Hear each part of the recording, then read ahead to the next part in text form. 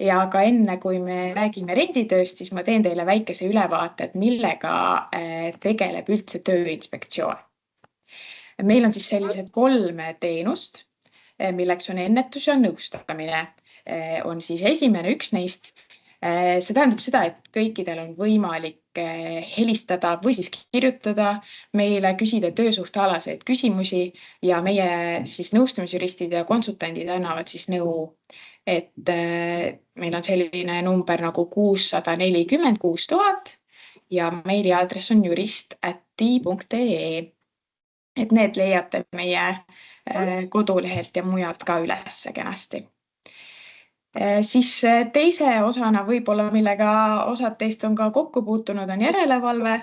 See tähendab siis seda, et meil on inspektorid, kes käivad töökohtadel siis tööohutust kontrollimas ja nemad siis, nendega võib-olla ka puutute kokku.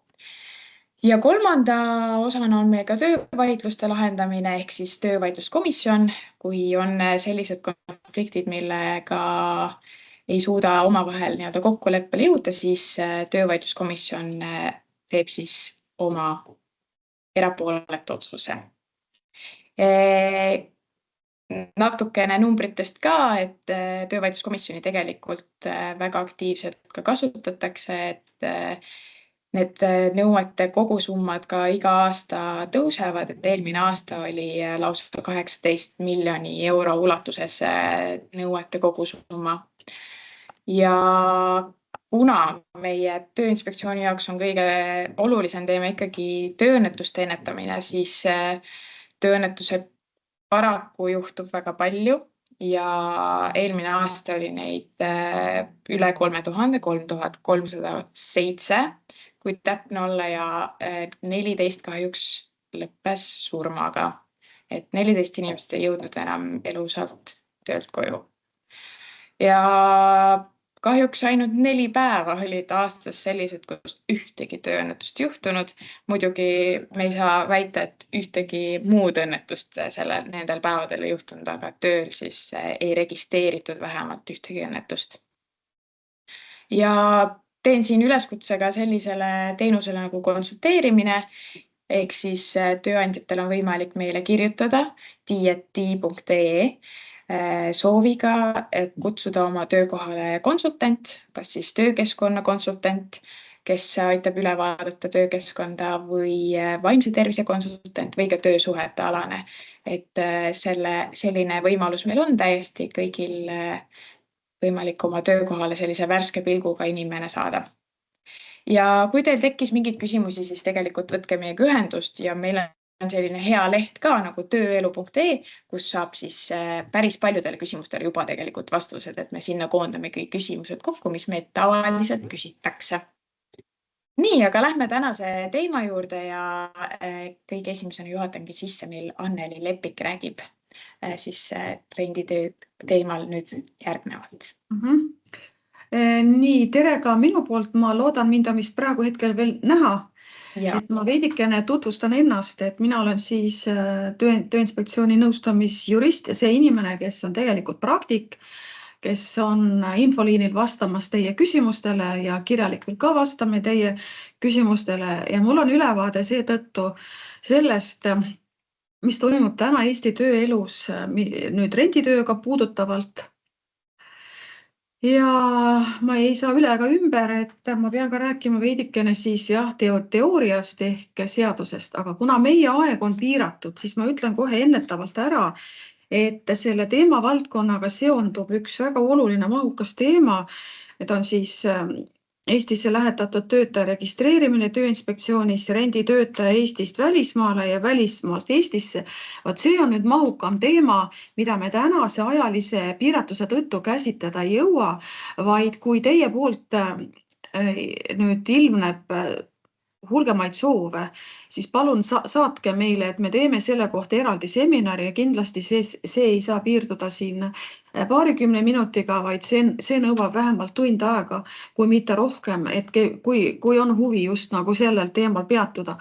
Aga kuna minule teadaolevalt on ka siin täna küllalt selliseid algajaid ettevõtjaid, kes on võib-olla alles selle renditööga kokku puutumist alustanud, siis ma ikkagi räägiks sellest teemast üldiselt ja tooks siis ka näiteid selles osas, millega pöördutakse täna siis töövaidluskomisjoni, ehk mis on need valulised kohad, mis meil ikkagi renditööga seonduvalt on. Renditöö suhe on jah selline mitte päris tavapärane suhe, ta on ikkagi kolmepoolne suhe ja Eesti õiguses ei ole paraku renditöö siis eraldi seadusega reguleeritud, kuid sellest hoolimata on siis olulised põhimõtted, et seal töölepingu seaduses ja Euroopa Parlamendi ja Nõukogu direktiivis 2008/104, ja renditöö paraku töölepingu seaduses ei ole nüüd rohkem siis reguleeritud, kui on siis renditöö mõiste, tähtajaliste töölepingute sõlmimise põhimõtted, siis renditöötajatega ja kasutajaettevõtja töökohtadest teavitamise kohustus. Et see on küllalt nagu selline lühikene käsitlus, aga nii ta praegu on. Ja töötaja jaoks tähendab siis kolmepoolses töösuhtes osalemine eelkõige mõistmist selle eest siis, kes mille eest vastutab ning kelle poole probleemide ilmnemusel pöörduda. Ehk väga oluline on praktikas nagu see, et seda töötajat oleks teavitatud, et ta on renditöötaja ja kes on siis kasutajaettevõte. Et praktikas juhtub niimoodi, et töötaja isegi ei tea ja ta väidab, et see tööandja ehk see renditöö vahendaja ei olegi temale üldse seda teada andnud.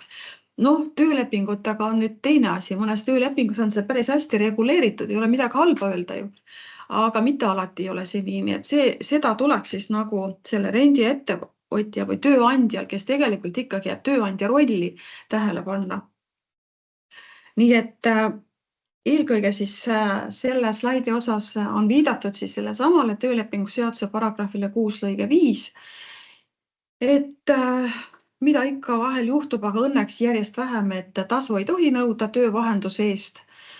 Ja ettevõtja, kes tegeleb renditööjõu vahendamisega, ei tohi ka siis töötajalt seda tasu nõuda. Nagu ma ütlesin, see viimane punkt siin ei oma tegelikult õnneks enam praktikas olulist tähendust. Pigem oli see aastate tagune probleem, aga aeg-ajalt kerkib selliseid olukordi ette. Nii et iseloomulikud tunnused on siis töölepingu seaduse paragrahvis 6 lõige 5 ja tööandja peab siis lisaks paragrahvis 5 nimetatule ja kasutajaettevõtte nimele siis teatama töötajale tõesti, et seda tööülesanded, mis on kokku lepitud, täidetakse renditööna kasutajaettevõttes. Nii et töölepingus peab olema teisisõnu märge selle kohta, et töötaja siis täidab tööülesandeid renditööna konkreetses kasutajaettevõttes. Muidugi praktika on meil mitmekesine. Praktikas on välja kujunenud ka nii, et tööülesandeid annab ja nende täitmist siis kontrollib kasutajaettevõte, kuid samas on ka Eestis praegu tööõiguses praktika, kus tööülesandeid annab ja nende täitmist kontrollib siis sisuliselt ka rendiettevõtja ehk tegelik tööandja. See ikkagi sõltub sellest majandusvaldkonnast, kus tegeldakse selle renditööga. Nüüd rendiettevõtja ja kasutajaettevõtja kohustused on siin lühidalt välja toodud. Meeleldi jagan pärast neid slaide, nagu ma enne ka märkisin.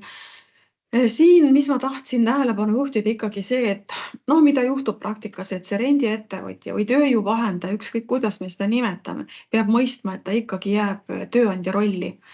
Ja kui nüüd hiljem tekib vaidlus selle töötasu maksmise osas või õieti küll öeldes mitte maksmise osas või on jäetud ka pahatihti maksud maksmata ja arvestamata, siis see on nüüd tööandja kohustus. Ja samuti on ka tööandja kohustus tööaja arvestuse pidamise osas.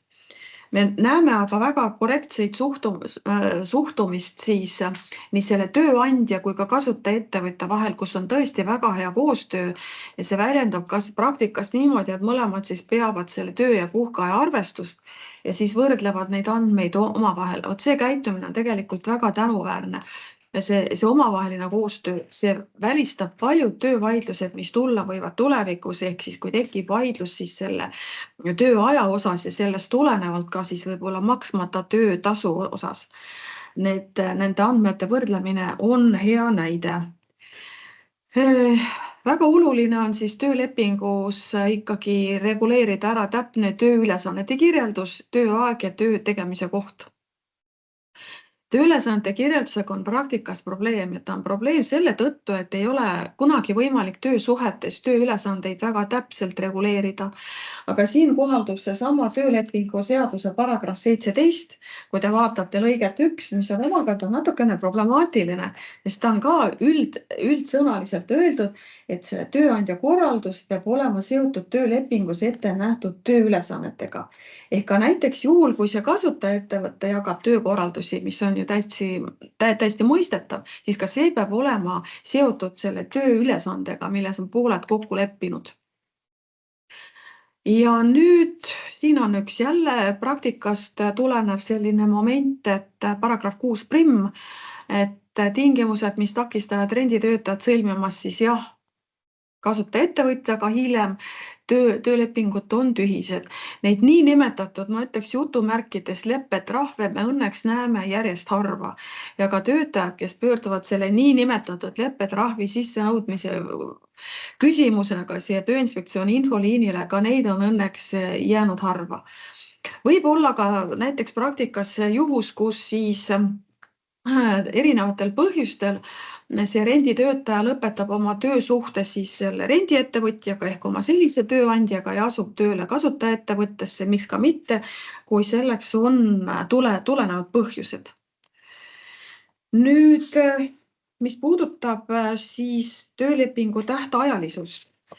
Siin on Eestis praegu hästi huvitav praktika, et üldreeglina eeldatakse, kui see eeldus üldse tänapäeval enam aktuaalne on, et see töösuhe on tähtajaline. Jah, tähtajalise töölepingu võib tõesti sõlmida kuni 5 aastaks, aga vahel on niimoodi, et seda tähtaega ükskõik kas kuupäevaliselt määratletuna või teatud sündmuse saabumisega on tegelikult suhteliselt raske, kui peaaegu võimatu määrata. Ja sellisel juhul oleme täheldanud seda, et järjest rohkem siis ikkagi sõlmitakse rendiettevõtjate poolt tähtajatuid töölepinguid, mis ka võib olla õigustatud. Selle lõppedes võib tulla kõne alla koondamine, aga koondamine üldiselt töölepingu seadusest tulenevalt ei ole eriti kulukas, kuna hüvitisena ju tuleb maksta ainult 1 kuu keskmine tasu. Ja muidugi tuleb silmas pidada seda viimast punkti siin, et jah, et vaadatakse siis iga kasutajaettevõtja kohta eraldi ja teine asi siis, et kui nüüd on juhtunud olukord, et pooled on sõlminud tähtajalise töölepingu samalaadse töö tegemiseks järjestikku siis rohkem kui 2 korda, võib siis kujuneda see, et hilisema töövaidluse korral loetakse ikkagi see töösuhe algusest peale tähtajatuks. Ja miks ma seda praegu rõhutan, on see, et ega siis muud ei olegi teha, kui see töö tõesti ükskord lõpeb. Ja sageli see tööelu praktikas on siis eelkõige võib kõne alla tulla koondamine, sest need renditöötajad sellises olukorras ikkagi ei ole nõus, või nad leiavad, et see ei ole neile kasulik nii-öelda korraliselt ehk omal soovil üles öelda. Nii et renditööst teavitamine, kui teavitust ei ole, siis üldiselt kohtupraktikas loetakse, et siis kokkulepped renditöö tegemiseks ei ole.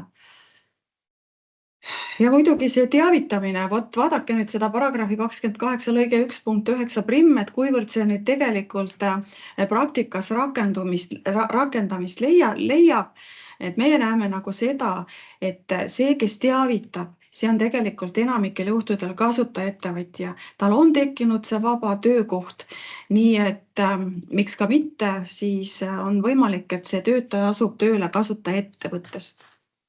Ja siin on nüüd toodud, see on nüüd natukene selline teoreetiline asi praegu, et kui nüüd on töötajatel valitud usaldusisik, siis ka teda on kohustatud siis tööandja informeerima renditöötajatest. Kui need avaldavad olulist mõju ehk siis teisisõnu, kui see renditöötajate arv on küllalt suur ettevõttes ja on usaldusisik valitud. Aga praktikas me seda üldiselt näeme harva. Nüüd võrdse kohtlemisega on jah olnud probleeme siin ja on esitatud ka küsimus. Näiteks, mis asi on see ebasoodsam tingimus? Eesti tööandjad on, eriti suured tööandjad on küllalt, kuidas ma ütlen, nagu lojaalsed või siis lahked või motiveerivad. Nad on kehtestanud oma ettevõttes sellise hüvitiste süsteemi, kas on siis transpordisüsteem, mingisugused hüvitised, toitlustamise hüvitised, lapsehoiukulude hüvitamine ja vot siis need peavad ka laienema sellele üldiselt kõigile töötajatele, aga siin on jälle raske moment see, et küsimus on, et kas nüüd võimaliku vaidluse korral see ebasoodsamad tingimused tõendatakse ära või siis mitte. Kui me räägime siin töö- ja puhkeaja ja töötasu tingimustest, seda on võimalik tõendada, aga kui me räägime mingisugustest muudest tingimustest, siis nende tõendamine on tegelikult ka selle töötaja jaoks praktikas osutunud raskeks. Nii, ja mis veel tekitab probleeme, on see tööandja korraldus. Siin on nüüd toodud see paragrahv 17 lõige 5. Et mis on ka loogiline, et täidab siis töötajaga kasutajaettevõtja korraldusi, aga sageli tööelu on mitmepalgeline. Et kui nüüd tekivad vastuolud, siis täidab töötaja tööandja korraldusi. Sellised vastuolusid kuidagi ei tahaks, et tekib või kuidagi ei soovita, et tekib, et siin on jällegi lahenduseks sellises olukorras ikkagi see rendiettevõtja, tööandja ja kasutajaettevõtja hea koostöö, et milles see küsimus siis tekkis, milline korraldus, millisele vastu käib, et see küsimus tuleks nüüd küll lahendada neil kahel ettevõttel koostöös ära. Ja tööandja kohustused on siin toodud eelkõige muidugi, mida siit välja tuua slaidi pealt, on see töötasu maksmine ja siis tööaja arvestuse pidamine. Vähem tähtsad on olnud see puhkuse andmine, puhkust üldiselt töötajad saavad, me ei saa öelda, et neile puhkust ei anta nagu ei taheta anda, aga töötasu ja tööaeg küll. Ja see on selge, et kuna tööleping on sõlminud siis tööandja ehk siis rendiettevõte, siis temal on ka töösuhte ülesütlemise õigus või siis võime ka öelda, et kohustus. Ja nüüd see, mis on siis nagu pikem teema, on siis Eestisse lähetatud töötaja registreerimine, mille kohta ma ennem ütlesin, et see võiks olla niimoodi, et sellest võiksime teha eraldi koolituse. Üldiselt tööandjad seda kohustust täidavad suhteliselt korralikult. Nad tõesti esitavad siis selle teate. Ja kui see tööandja on nüüd välismaa ettevõte, siis võib teate esitada ka Eestis vastuvõttev juriidiline isik, aga peab mõistma, et vastutajaks jääb ikkagi õiguslikus mõttes tööandja. Ja üks asi veel, millele ma siis tahtsin tähelepanu juhtida, on see renditöötaja Eestist välismaale saamine ja selle riigi õiguse kohaldamine, et tavapäraselt, mis toimub, pooled ikkagi lepivad ju kokku, et kuna tööleping on Eestis sõlmitud, et kohaldatakse Eesti riigi õigus. Seal võib tekkida vaidlusi, et see teise riigi õigus võib-olla loob selle töötajale soodsamaid tingimusi, nii et siis võib tekkida vaidlus selle üle, et töötaja nõuab ka, et täidetakse siis selle riigi seadusi, kus töötaja tavapäraselt tööd teeb. Üldiselt need vaidlused lähevad edasi kohtusse, kui tekib vaidlus. Siin on see küsimus, kas töötajalt võetakse sotsiaalne kaitse või siis mitte ja kuidas siis sellega saab. Ja kui ma nüüd räägiks veidikene pahu poolest, kuna mul täna hommikul oli vestlus meie töövaidluskomisjoni juhatajaga, siis tema palus nii-öelda hinge peale panna kuulajatele, kuigi mul on tekkinud kahtlus, et kuulajate hulgas ei ole täna neid rendiettevõtjaid ega kasutajaettevõtjaid, kelle kohta see võib-olla peaks käima, on see, et töötasu tuleb maksta õigel ajal ja see vahendaja ei saa olla selline ettevõte, nagu me ikka näeme, tõsi küll harvad, kellel on 0 töötajat, majandustegevuse registris kannet ei ole, aga samas on töölepingud sõlmitud, ehk siis selle rendiettevõtjaga tööandja peaks nagu mõistma, et tema roll on ikkagi tööandja roll, et ta töötab inimestega, et neil peab olema tagatud seadusest tulenev siis sotsiaalne kaitse, töötervishoiualane kaitse ja tagatised, millest Rein hakkab rääkima. Ja sageli ei ole ka hilisema töövaidluse korral, kui nüüd tekib, need on tavaliselt ju saamata jäänud töötasu vaidlused, siis tuleb välja see, et see rendiettevõte ehk see tööandja ei ole kontrollinud ega siis veendunudki selles, kui palju töötaja millist tööd tegi. tööaja arvestust peetud ei ole. Ja siis rendiettevõte hüvitab siis töötajalt seda niinimetatud leppetrahvi nõuda, kui siis töötaja läheb kasutajaettevõttesse tööle. Et need asjad tulevad tavaliselt välja siis töövaidluskomisjoni või kohtus, aga nagu ma kõige alguses ütlesin, et tegelikult neid vaidlusi on harva ja renditööga seonduv ei ole töövaidlustes nii-öelda õnneks tulipunktis. Aga ma tahaks siiski lõpetada ikkagi kokkuvõttes sellise positiivse noodiga, et tegelikult need tööandjad või rendiettevõtted ja kasutajaettevõtjad teevad head tööd ja nad teevad head koostööd. Muidugi see koostöö võiks olla alati parem, üksteise huvisid arvestav, et see väldiks ka hilisemad töövaidlused. Ja minu poolt oleks lühidalt kõik, et ma lähen nüüd siit välja praegu. Ja siin on paar küsimust ka. Ja, küsige, kuulan teid. Kas renditöötajal on sisuliselt siis 2 tööandjat? Töötajal on alati üks tööandja, see tööandja, kellega tema on sõlminud ju töölepingu, aga ta peab arvestama sellega, et see on 3-poolne töösuhe. Et temale jääb tööandjaks ikkagi see ettevõte, kes temaga on töölepingu sõlminud, aga ta läheb tööle kasutajaettevõtte alla siis, kes tema tööd juhendab ja kontrollib. Kas see vastus oli mõistetav või ma pean seda kuidagi veel pikemalt selgitama? Oli väga hästi.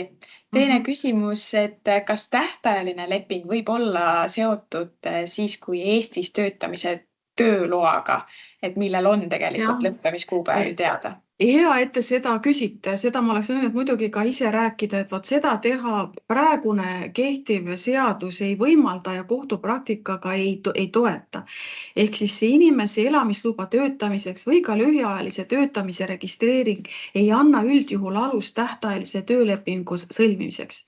Ja nüüd ongi see, et kui inimesel hakkab see elamisluba töötamiseks otsa saama või lühiajalise töötamise registreering, on tööandjal võimalik siis tööleping lõpetada töölepingu seaduse paragrahv 88 lõige 1.2 alusel siis töötajast tuleneval põhjusel.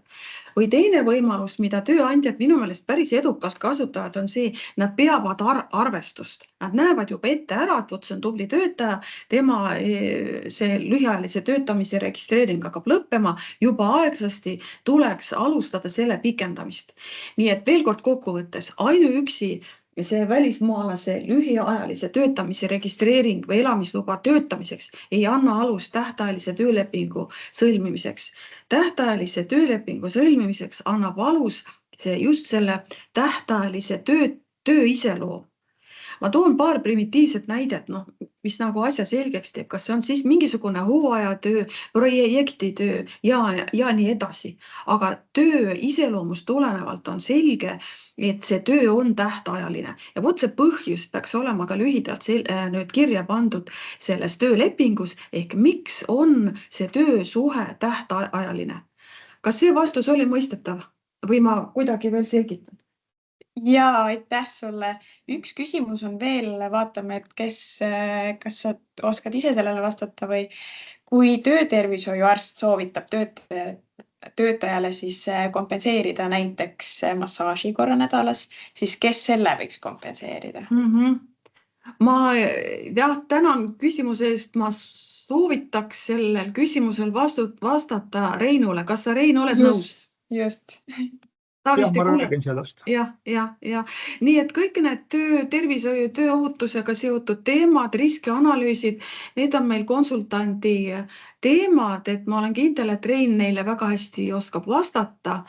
Ja omalt poolt teen siis ettepaneku, kui teil täna jäi mingi küsimus kripeldama hinge peale, millest me selle lühikese ajavahemiku jooksul võib-olla jõudnud rääkida või tahab keegi ikkagi seda slaidi võib-olla pikemalt käsitleda, mis puudutab nüüd seda renditöötaja Eestist välismaale toomist, siis kindlasti kas saatke siis see küsimus meile jurist@tei.ee, sellega ikkagi meile esitatakse ja samuti siis kui kellelgi on küsimusi siis registreerimise kohta Tööinspektsioonis samuti. Et igatahes mina tänan teid kuulamast, soovin teile nii rendiettevõtjatele kui ka siis kasutajaettevõtjatele siis professionaalseid ja lojaalseid töötajaid. Suur aitäh ja nüüd räägib meile siis töökeskkonna konsultant Rein edasi. Tere päevast! Räägime siis natukene ka teemal töötervishoid ja tööohutus renditöö puhul. Kas minu On slaid kenasti näha. Ja... Okay, selge, mul enda ekraanil veel ei ole, aga ma püüan sellest kuidagi jagu saada. Nii, sellest õigusraamistikus rääkis juba Anneli natukene, siin esimene lõige viitab uuesti töölepingu seadusele, aga nüüd töötervise ja tööohutuse alal on kõige olulisem säte, millest lähtuda töötervise ja tööohutuse seaduse 12. paragrahvis lõige 1 ja seal on öeldud, et juhul kui tööülesandeid täidetakse renditööna, tagab kasutajaettevõtja töötervise ja tööohutuse nõuete täitmise kasutajaettevõtja juures. Ehk töötervise ja tööohutuse nõuete täitmine on kasutajaettevõtja ülesanne. Samas on veel nüüd ka üks säte sealt võrdse kohtlemise seaduses, millest ka juba juttu oli, et ei tohi kohaldada ebasoodsamaid töötervise ja tööohutuse tingimusi kui võrreldavale kasutajaettevõtja töötajale. Ei olegi siin praktikas praegu ühtegi sellist näidet, et oleks nüüd infotelefoni helistatud või mingi kiri saadetud, aga teoorias see võib olla selline, et kui on mingi tolmune ja määriv töö, siis meie õigusaktid näevad ette näiteks duši kasutamise võimaluse, aga mõnel tööandjal on olemas ka saunad, et tööandja ei või teha seal nüüd vahet, et nii-öelda päris oma töötajaid lubame sauna, aga renditöötajaid sauna luba, et see on nüüd see võrdse kohtlemise seaduse teema. Aga see oli nüüd selline teoretiseeritud näide, mitte elust enesest. Aga need järgmised slaidid või vähemalt enamus neist on nüüd küll selles stiilis, et päris küsimus, päris vastus, et vaatasin neid kirju, mis on seoses renditööga tulnud meie juristi sinna postkasti, millele vastuseid tahetakse ja nende najal siis ka natukene selgitusi juurde.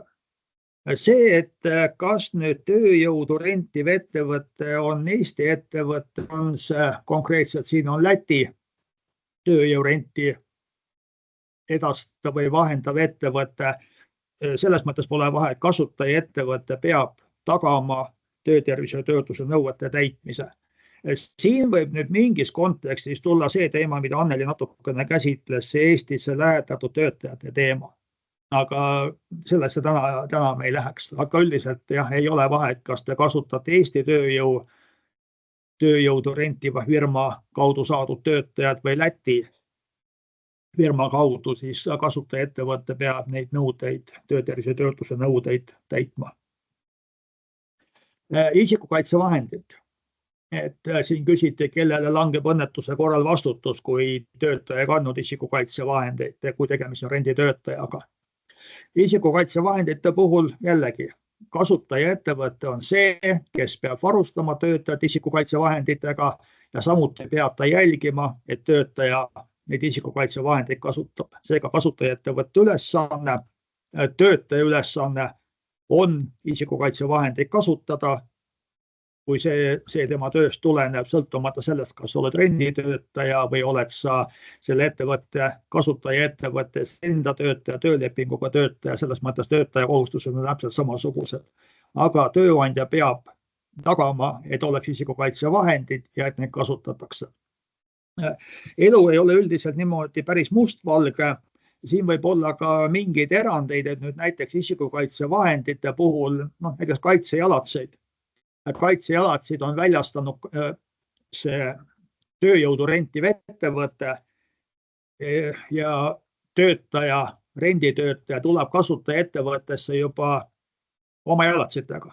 Siis tegelikult ei ole midagi valesti, kui kasutajaettevõtte lisaks veel ühte paari jalatseid ei anna, aga mida peab kasutajaettevõte tegema? Ta peab veenduma, et need jalatsid on sobivate kaitseomadustega. Kui näiteks teie ettevõttes on nõutav, et selle kaitsejalatsil on torkikindel tald, siis te peate veenduma, kas nüüd on nende jalatsidel veel ilusti kenasti see sildike seal sees, kus on näha, on see nüüd S3, on see S1B, et mis viitavad sellele, et tegemist on torkekindla tallaga. Ja siis ei ole nagu mõtet, et anda topeltkaitse jalatseid, sest siin võib olla see, et renditöötaja on teie ettevõttes 2-3 kuud, läheb teise ettevõttesse, mõistlikum on see, et ta liigub ettevõttest ettevõttesse koos oma kaitsejalatsetega, mitte iga kasutaja ettevõte ei anna uusi jalatseid välja. Aga kui neid jalatseid ei ole, siis esimene, kelle käest küsime, on kasutaja ettevõte. Tervisekontroll. Ka tervisekontrolli osas kasutaja ettevõtte kohustus, sest kasutaja ettevõte on see, kes saab ju töötervishoiuarstile, kelle juurde töötaja tervisekontrolli suunatakse, anda teavet, millised ohutegurid seal töökeskkonnas on. Tema saab esitada enda ettevõtte riskanalüüsi, millest töötervishoiuarst peaks lähtuma tervisekontrolli läbiviimisel. Rendileandja, tema ei pruugi üldse nii täpselt teada, millised on ohutegurid, millega töötaja kokku puutub. Kui meil on, ja ütleme, see jutt on pädev kindlasti sellised tootmisettevõtete puhul, kus need ohutegurid on ikkagi varieeruvad. Kui me räägime nüüd näiteks kuvariga töötajast, et on näiteks sekretäri tööülesandeid täitev inimene, renditöötaja, asendab puhkust ajal ühes ettevõttes, teises ettevõttes, siis tema puhul ei ole küll midagi imelikku, kui tegelikult selle kuvariga töötaja tervisekontrolli, mis puudutab nägemist ja luu- ja lihaskonda, on teinud tööjõudu rentiv ettevõte. Ja töötaja läheb kasutaja ettevõttesse koos oma tervisetõendiga, sest kuvariga töötaja puhul need ohutegurid on teada, mille suhtes töötervisearst peab selle tervisekontrolli tegema. Aga kasutaja ettevõte peab siis veenduma, põhimõtteliselt peaks olema nüüd otsus, töötervisearsti otsus, ta näeb, et see töötaja on tõesti tervisekontrolli läbinud, ta võib nüüd teha tööd kuvariga.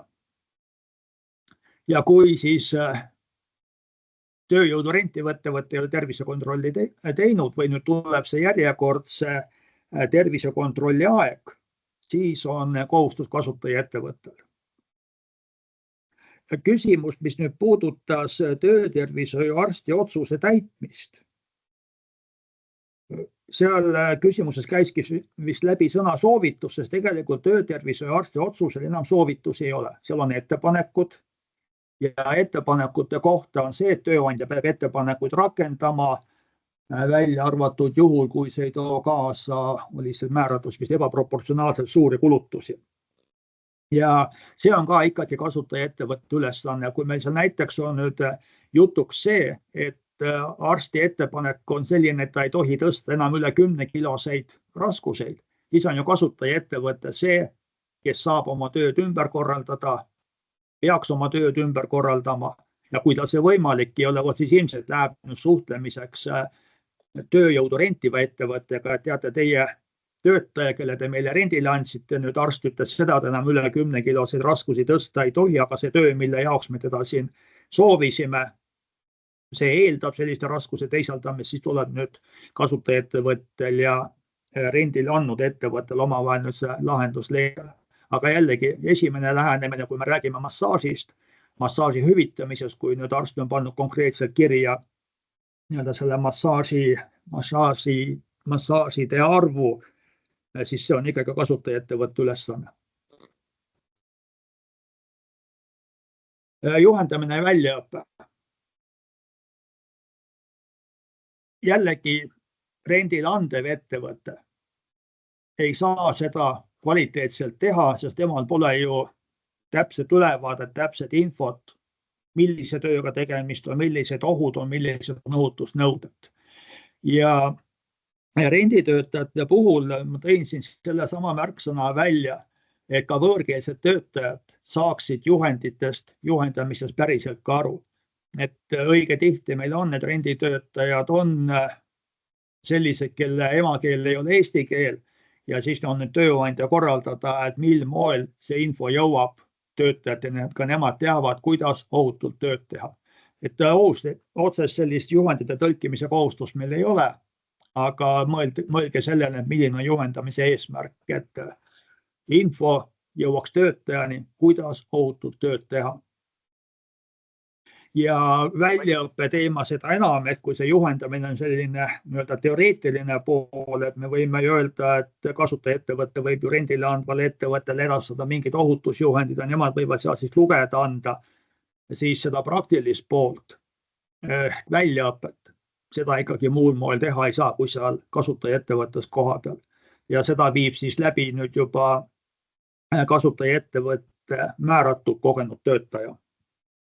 Kas võib küsimuse esitada? Palun.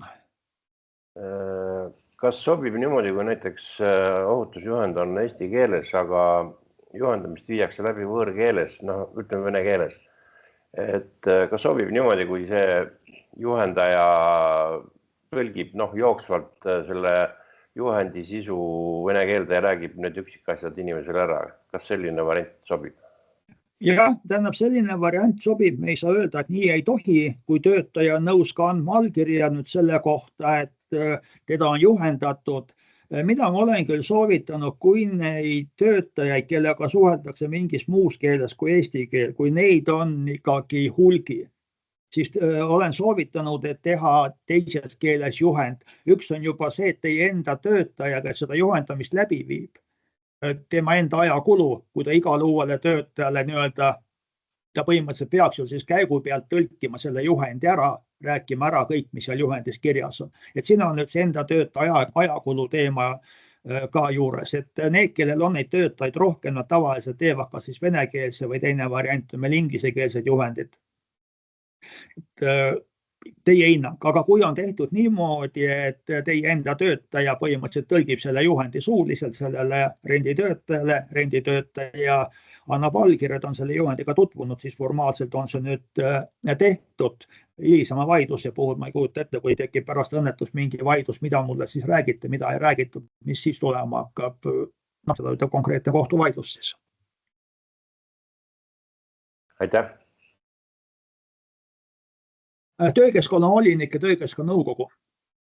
Küsimus, mis meile tuli, oli siis see, et meil on seal kuskil eraldi, põhimõtteliselt eraldi asuv struktuuriüksus, eraldi territooriumil uus tootmishoone, seal on 4-5 enda inimest ja 5-6 renditöötajat. Ja mõtle põhimõtteliselt sellest, kas renditöötajaid tuleb arvestada enda töötajatena, kas me peame seal nüüd voliniku valima, siin küsija vist kirjutas ka, et arv on just piiri peal. Põhimõte on see, et jah, neid renditöötajaid tuleb arvestada kui töötajaid ja kui meil on nüüd näiteks, selle näite puhul siin 5 oma töötajad ja 5 renditöötajad ehk kokku 10, siis voliniku valimise teema algab ettevõtetest või nendest struktuuriüksustest, kus on 10 või enam töötajad. Nii et neid renditöötajaid tuleb arvestada. Ja siin vastuses on ka toodud välja nüüd töökeskkonna nõukogu teema, et kui seal ettevõttes on näiteks 130 oma ettevõtte töötajat ja 40 renditöötajat, siis kokku on 170. Töökeskkonna nõukogu piir on 150 peal, ehk kuna on üle 150 koos renditöötajatega, siis on seal ka töökeskkonna nõukogu moodustamine päevakorral. Et me ei saa rääkida ainult sellest, et meil on 130 enda töötajat ja meil töökeskkonna nõukogu pole üldse teemaks. Ja renditöötajad siis peavad saama osaleda ka valimisel ja võivad osutuda valituks, et see on nüüd juba töötajate enda otsus, kas nad leiavad, et see renditöötaja, kes meie juures on selline, keda me tahamegi enda esindajaks valida, töötajate otsus. Siin on toodud see, et üldjuhul on ettevõttes tööl lühikest aega, ta võib olla ka tegelikult seal mingisugune paar aastat, ei ole sellised olukorrad välistatud, et kui töötajad otsustavad valida volinikuks renditöötaja, kas see on täitsa seaduspärane ja lubatud. Sel juhul muidugi tuleb siis pärast jälgida, kui see töötaja töölt lahkub, et siis korraldatakse uued valimised. Ja siin on nüüd see voliniku teema natukene teisest vaatevinklist rendilandja poolt, et tegeleme töötajate rentimisega teistesse ettevõtetesse ja nii nagu kirjas oli neil kirjas, et meie 12 töötajast 9 on teises ettevõttes renditöötajana tööl ja meil on enda koha peal vaid 3. Et kas me peame siis voliniku valima. Siin on see, et ei, et renditöötajad arvestatakse töötajate arvu ka kasutaja ettevõttes Et ei ole seda, et nüüd renditöötajal saab olema 2 volinikku, et üks on kasutaja ettevõttes ja siis seal tööjõudu rentivas ettevõttes veel on omakorda teine volinik. Nad lähevad ikkagi nüüd volinike valimistel või siis ka töökeskkonna nõukogu moodustamisel arvesse kasutaja ettevõttes. Esmaabiandja. Ja siin oli nüüd küsimus selline, et ühe renditöötajana on olemas kehtiv esmaabiandja tõend, kas tööandja saab määrata esmaabiandjaks renditöötaja. Saab küll, seal piirangut ei ole, kui ta on esmaabiandja koolituse läbinud, tõend on kehtiv, kui nüüd see on see kriteerium, et kas määrata või mitte. Võib määrata ka renditöötaja, aga jah, jällegi see, et kuna renditöötajad üldiselt on ettevõttes tööl lühemat aega, siis lihtsalt tuleb endal jälgida tööandjana kasutaja ettevõttes, et kui see töötaja töölt lahkub, siis tuleb uus määrata. Aga renditöötaja esmaabiandjaks määramine ei ole välistatud. Kas võib küsimuse esitada? Palun. Kui on esmaabi koolituse läbinud inimene teinud seda välismaal, kas see kõlbab Eestis ka? Ilmselt ei, sest tal peab olema läbitud esmaabiandja koolitus, mille sisu vastab määrusele, oli minu teada numbriga 50, see mis puudutab volinike töökeskkonna nõukogu liikmete esmaabiandjate koolitust. Seal on nüüd selline õppekava olemas ja ma arvan, kui see tunnistus on välja antud välismaal, siis vaevalt, et teil on võimalik välja selgitada, milline see õppekava oli. Äärmisel juhul te teate neid tunde, meie määrus näeb ette 16 tundi, mitu tundi seal mujal on olnud, aga isegi kui see tundide arv on peal, siis on küsitav, et kas te ikkagi teate seda õppekava. Aga kui ma ikkagi tean, ma olen näinud neid õppekavasid ja mul on väga palju töötajaid, kes on välismaal neid läbinud, neid koolitusi ja see on hulga põhjalikum kui meie 16-tunnine esmaabi koolitus. Kuidas siis suhtuda asjasse? Jään praegu vastuse võlgu, mul ei ole seda määruse teksti hetkel ees, aga seal on mingi meie Punase Risti seltsiga seos ka, et kui teil on soov täpsustada, saatke palun meile jurist.ti.ee-le need konkreetsed andmed ja siis ma vaatan seda määruse täpset sõnastust. Et jah, tavapärase nendel rajatagustel koolitustel neid andmeid ei ole, kui teil on olemas väga hea, võib-olla nad tõesti kattuvad. Ütleme, üks märksõna näiteks, mis on olnud nende erinevate koolitustega, on esmaabi elektrilöögi korral. See on üks väga tüüpiline küsimus ka näiteks autojuhtide esmaabi koolitusel. Öeldakse, et ta õppis autojuhiks, ta sai seal koolituse. Seal tavaliselt elektriteemasid ei käsitleta. Minu jaoks oli üks selline päris üllatav vastus. Pikast esmaabi koolitusest jutt oli konkreetselt Kaitseliidust ja siis oli sama küsimus, et kas nende koolitus on sobiv töökohal. Ja kui me hakkasime sisuliselt arutama, siis tõdemus oli see, et nemad on väga osavad esmaabi andmiseks kuulihaavade puhul, aga nemad ei oska anda esmaabi elektrilöögi puhul. Et jah, siin peab vaatama väga täpselt seda koolituse läbiviimist, nii et ma siin jään praegu konkreetse vastuse võlgu. Aitäh! Kui on soov ja saatke meiliga ja siis saab täpsustada. Ja viimane teema on tööõnnetustega. Kui renditöötajaga juhtub tööõnnetus, siis seda õnnetust uurib kasutaja ettevõte ja nüüd on raporti teema, kui seda raportit täidan, siis vorm on sama nagu enda töötajaga ja mis see viide on, et tegelikult see valitsuse määruse lisas, kus on raporti vorm, siis seal on ka tööandja andmete juures sulgudes kirjas, et renditöötajaga toimunud tööõnnetuse puhul märgitakse siia kasutaja ettevõtte andmed. Ehk ka õnnetuse uurimisel, kui teie ettevõttes juhtub renditöötajaga õnnetus, peate samamoodi uurima. Võib-olla siin on mingid andmeid, mida teil on vaja saada nüüd rendilandja käest. Ja seal töötaja elukoha teemad või mis iganes võib olla, selline koostööteema võib olla. Aga esimene, kes ikkagi seda vedama peab, kes lõpuks selle raporti koostab, on kasutaja ettevõte. Ja siin viimase slaidi peal on siis meie sellised nõustamisteemad kõik koos, nagu oli juttu, meil on infotelefon, meil on iseteenindus, kus mõningaid asju saab toimetada, võimalik saata siis meil jurist.ti.ee ja konsultantide kutsumise võimaluses, millest juba Anneli rääkis. Minu poolt kõik. Kas kellelgi on veel küsimusi või on tulnud? Ma küsin kõigepealt need chati tulnud küsimused ära ja kui kellelgi on soovi veel mikrofon lahti teha, et võite käe tõsta, et selline märk seal on, et siis saate mikrofoni avada ja küsida ka. Aga küsimus selline, et kui töötaja ei tagasta pärast töölepingu lõppu tööriideid ega tööjalatseid, mida siis töötaja kasutas paar kuud, et mida siis teha, mida soovitate? See on, mis on küll pigem Annelile, sest üldine lähenemine on see, et töötajal on kohustus tagastada ja kui ta seda ei tee, siis on ilmselt see mingi materiaalse vastutuse teema. Kas siis tööandjal on õigus midagi sealt saadaval olevast töötasust kinni pidada, äkki Anneli kommenteerib seda?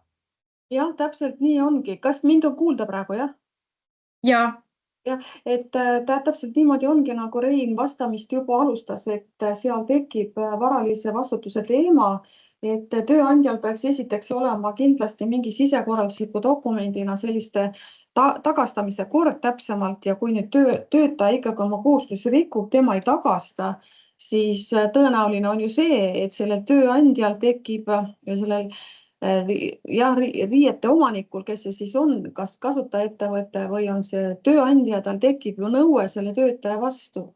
Ehk siis kui pooled omavahel nüüd selles kahju hüvitamise kokkuleppel ei saa, mis tegelikult oleks ideaalvariant selle olukorra lahendamiseks, ega siis paraku ei jää muud üle, kui see tööandja pöördub ju siis kahju hüvitamise nõudega siis töövaidlusorgani poole selle töötaja vastu.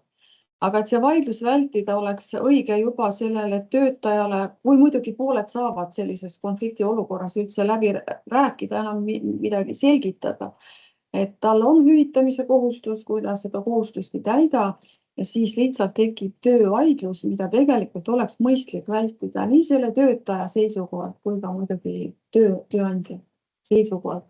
Ehk lühidalt on see jah, et tööandjal tekib kahju nõue selle töötaja vastu. Kui renditöötaja, näiteks keevitaja, töötab kuu või paari kaupa erinevates ettevõtetes, kas ja kes peab korraldama töötervishoiuarsti kontrolli?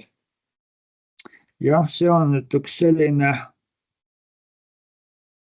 natuke omapärane olukord, sest üldiselt nüüd on nõue, et tervisekontroll korraldatakse 4 esimese kuu jooksul ja kui ta töötab kuu või paar ettevõttes, siis kasutaja ettevõttes, siis seal ei jõuagi see tervisekontrolli suunamisaeg kätte. Kui siin nüüd ei ole näiteks erandid, tal on kokkupuude kantserogeeniga või ta töötab näiteks öisel ajal ja meil on ju teatud ohutegurid, mille puhul tuleb tervisekontroll korraldada enne tööle asumist. Kui ta läheb sellesse kategoorias, et on vaja enne tööle asumist, siis on kasutaja ettevõte. Aga praegu siin küsimuses esitatud olukord, et töötab kuu või 2, siis seal ei saa öelda, et kasutaja ettevõte on õigusakti nõude rikkunud, esimese 4 kuu jooksul pidi tegema, 2 kuu möödudes on töötaja läinud. Siin ma ütleks niimoodi, et tegelikult oleks ju hea tava, kui sel puhul korraldab tervisekontrolli, kui me räägime siin keevitajast, korraldab tervisekontrolli see rendilandja. Aga see on nüüd nii-öelda, et oleks tubli, kui ta niimoodi seda teeks, sest kui me räägime konkreetselt keevitajast, no siis need tema ohutegurid on suht sarnased erinevates ettevõtetes, seal võivad olla mingid erinevad nüansid, aga vähemalt enamuse ohutegurite osas on talle tervisekontroll korraldatud. Et see töötaja jääks selles mõttes nüüd päris tervisekontrollita, ta töötab seal, no miks mitte, aastakümneid, kuu või 2 kaupa kusagil erinevates ettevõtetes keevitajana tervisekontrolli üldse kunagi ei tehtud. See oleks igati mõistlik tegevus rendile andva ettevõtte poolt. Ja siit järgmine küsimus, et kui renditöötajal ei ole siis tervisekontrolli tehtud, et kas siis see kasutajaettevõte peab 4 kuu jooksul ta ise sinna saatma? Jah, üldjuhul on see 4 kuud ja veel korra need erandid, mis ma tõin siin keevitaja puhul välja, kantserogeeni, töötöö, seal on asbest ja mingid plii oli ka minu teada selles loetelus, et nende puhul on vaja eelnevalt saata, aga põhimõtteliselt 4 kuu jooksul peab kasutajaettevõte saatma, kui rendilandja pole seda tervisekontrolli korraldanud. Ja kui on korraldanud, siis kindlasti vaadata, milliste ohutegurite kohta see korraldatud on, kas see tervisetõend on asjakohane ka kasutajaettevõttes. Kes peab korraldama koolitused, näiteks tuletööd, kraanaga tööd? Tuletööde kohta ei oska isegi öelda, sest selle tunnistuse nõu ei tulene töötervishoiu tööotuse õigusaktidest ja see renditöötaja töötervishoiu tööotuse nõuete täitmine on kasutajaettevõtte oma. See tuleb, ma arvan, tuleohutusseadusest tuleneva tuletööd, ma ei tea, kuidas see vastutus on, et seal on äkki pigem mingi selline, pigem ei kommenteeri, see küsimus on äkki siis pigem Päästeametile. Kraanaga tööd, siin on nüüd küll niimoodi, kui see renditöötaja, kes töötab kraanaga, mille puhul on vajalik kutsetunnistus, siis on nüüd juba, ütleme, kõigepealt tegelikult tööjõudu rentiva ettevõtte ja kasutajaettevõtte minu arust selle töötaja rentimisele eelnev läbirääkimine. Me tahame endale töötaja, kes võib töötada siilkraanaga, mille tõstevõime on näiteks 7 tonni, ehk seal eeldatakse kutsetunnistuse olemasolu. Mina kasutajaettevõtjana tahan sellist töötajat, kellel on see kutsetunnistus olemas. No, sel puhul siis rendiettevõte peabki selle valiku tegema, ta suunab sinna ainult neid, kelle see tunnistus on olemas.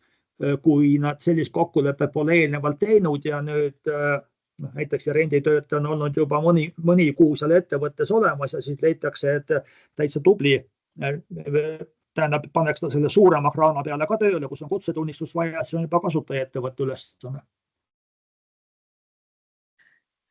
Kui on sõlmitud töövõtuleping OÜ-ga, kelle ainus töötaja töötab kasutajaettevõtte heaks ja ruumides, leping on sõlmitud konkreetse töö tegemiseks, ehk siis allhange. Kas lepingust ei tulene, et tegemist on töötaja rendiga, aga kas see võrdsustub tööjõu rendiga? Kas sa vastaks Anneli ise sellele, see tundub olema pigem lepingute teema?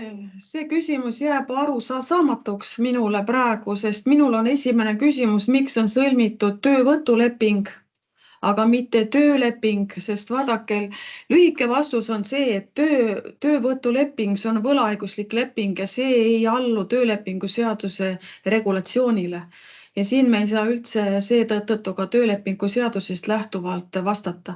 Minul oleks kõigepealt küsimus, et miks on sõlmitud töövõtuleping, teoreetiliselt ta võibki olla niimoodi, miks ka mitte, aga siis vaidluse korral peab see tööandja tõendama, et sellel tööl oli tõesti võlaõigusliku lepingu iseloom.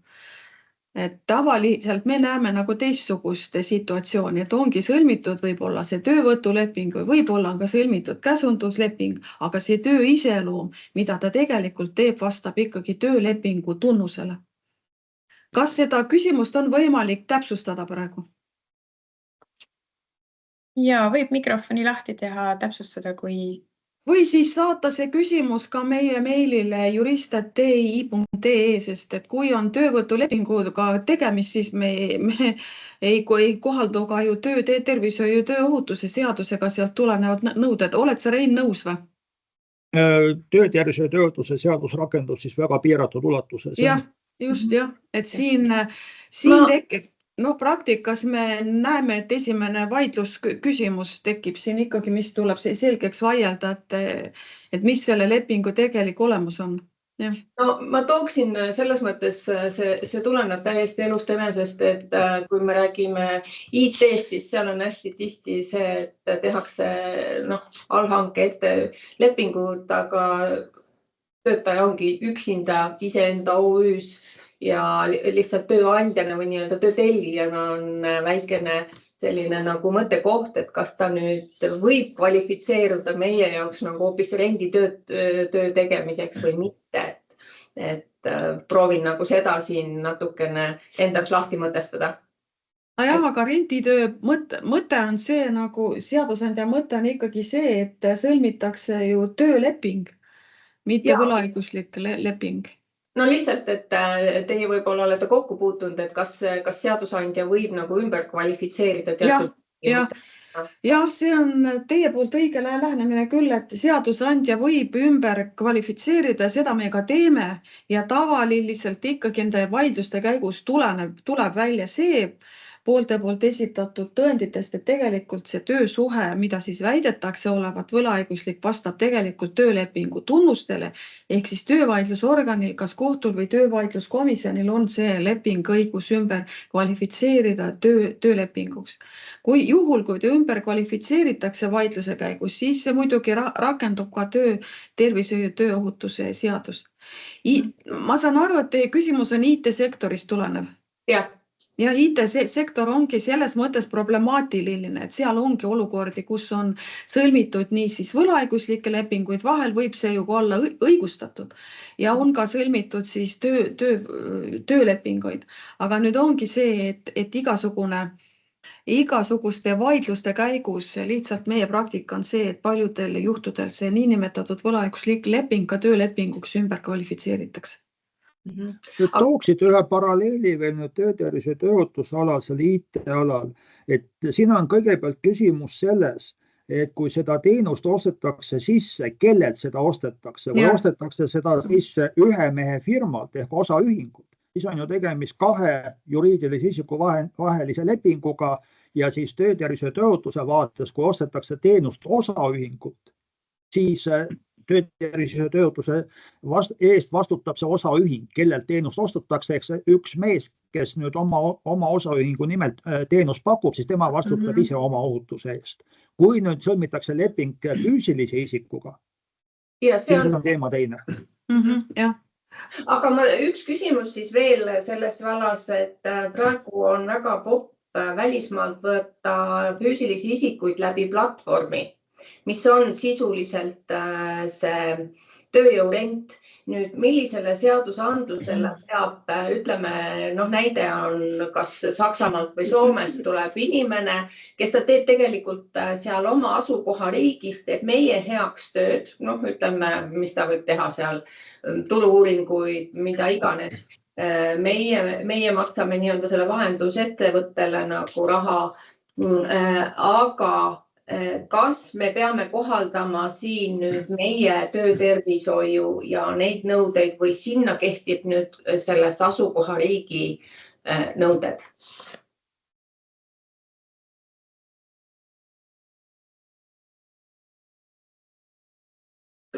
Ma ei oska võib-olla küsida, et küsige juurde, kui ma olen väga ebaselgelt nagu väljendasin ennast.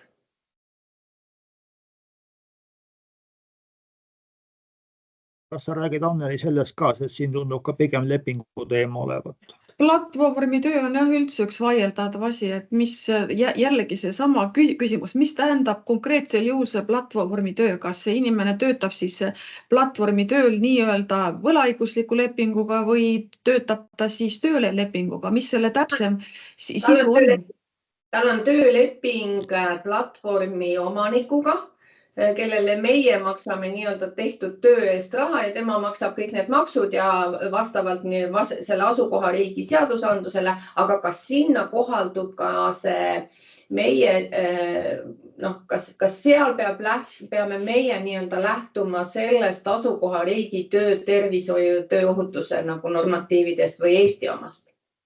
Tööleping platvormi omanikuga, kas see platvormi omanik on siis välisriigi ettevõte või? Jah. Siis eeldame, et Eesti riigi töölepingu seadus siin ei kohaldu. Rein, mis sa arvad sellest tervishoiu tööohutuse seaduse? Ma ei näe siin kokkupuudet praegu või mida sa arvad? Minu arust, kui töölepingu seadus ei rakendu, siis vaevalt, et töötervishoiu tööohutuse seadus ka rakendub. Aga muidugi siin oleks huvitav teada ka Majandus- ja Kommunikatsiooniministeeriumi kui seaduse ühe autori seisukohta. Et mina saan teie küsimuse püstitust praegu niimoodi aru, et Eesti seadusandlus siin ei rakendu. Aga muidugi jällegi võiks neid nüansse uurida, kas Majandus- ja Kommunikatsiooniministeerium on samal seisukohal või ei ole. Aitäh! Nii, aga tundub, et me oleme enam-vähem jõudnud ära vastata, et kindlasti, kui teil tekkis veel lisaküsimusi, võite meie infotelefonile helistada 646 000 ja või siis kirjutada meile jurist@i.ee, et sealt kindlasti saate siis täpsemad vastused ka või täiendavaid vastuseid, kui siin midagi veel jäi lahtiseks.